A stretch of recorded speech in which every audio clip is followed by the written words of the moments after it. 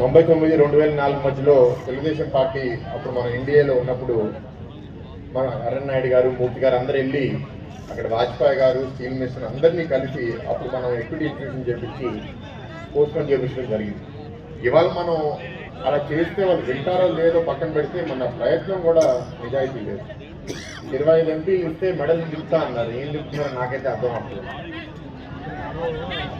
నేను ఆ steel plant ఇష్యూలో చాలా లోతులు చాలా మందిని కలిసాను, చాలా మంది సమస్యలు విన్నాను. కొన్ని బాధ్యతలు మా మీద ఉన్నాయి. నిర్వాసితుల ఆర్ కార్డు హోల్డర్స్ ఇంకా 8,000 కుటుంబాలకి ఇంకా ఉద్యోగాలు ఏమీ రాలేదు.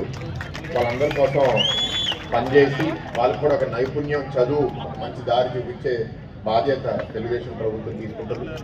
అంతేకాకుండా 3 మిలియన్ టన్నులు మొదలుపెట్టిన స్టీల్ ప్లాంట్ ఉద్దేశం, మొదటి ఉద్దేశం ఏంటంటే ఆ 30,000 ఎకరాల్లో 20 మిలియన్ ప్రొడక్షన్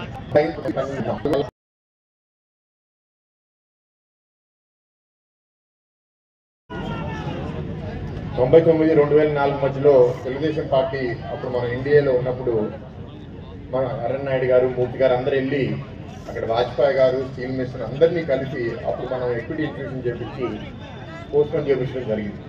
ఇవాళ మనం అలా చేస్తే వాళ్ళు వింటారో లేదో పక్కన పెడితే మన ప్రయత్నం కూడా నిజాయితీ లేదు. 25 ఎంపీలు ఇస్తే మెడల్ దిగుతా అన్నారు. ఏం చెప్తున్నారో నాకైతే అర్థం అవుతుంది.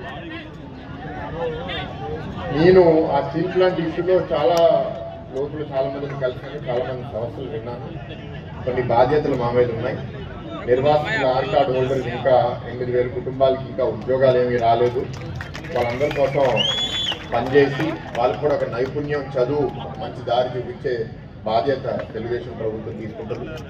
అంతేకాకుండా 3 మిలియన్ టన్నులు మొదలుపెట్టిన స్టీల్ ప్లాంట్ ఉద్దేశం, మొదటి ఉద్దేశం ఏంటంటే ఆ 30,000 ఎకరాల్లో 20 మిలియన్ ప్రొడక్షన్